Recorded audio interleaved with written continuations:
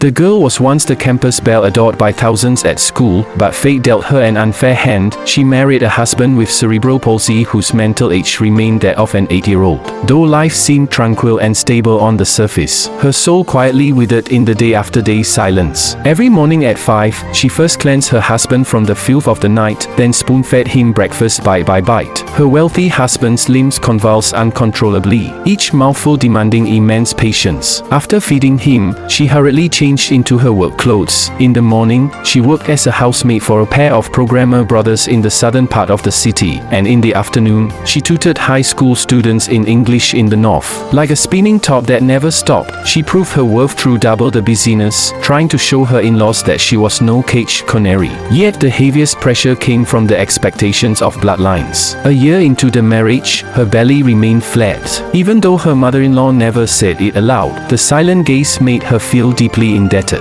This morning, she gently persuaded her husband to go to the hospital for a checkup, but he only stared blankly at her, his mind fixed on breakfast. She had to switch tactics, coaxing him into playing a game of eagle catches chicks. Her husband immediately grew excited, miming a pistol with his hands, and finally agreed to go out. At the hospital, faced with the nurse's questions, he forgot all the earlier instructions and stammered incoherently. Under the nurse's puzzled gaze, he grew anxious and gestured frantically, suddenly slapping the table in agitation. The two nurses then realized the man seemed mentally impaired. With no other choice, they temporarily arranged for him to rest in the observation room, waiting for the director to handle the situation. Unaware that the man lacked self-care abilities, they left him unattended, and he had an accident. In a panic, he used a rag by the bed to wipe up the mess, making things even worse. Just then, a nurse walked in carrying hot water, thinking to inquire about contacting his family, but was shocked to find the man licking the water stains off the table.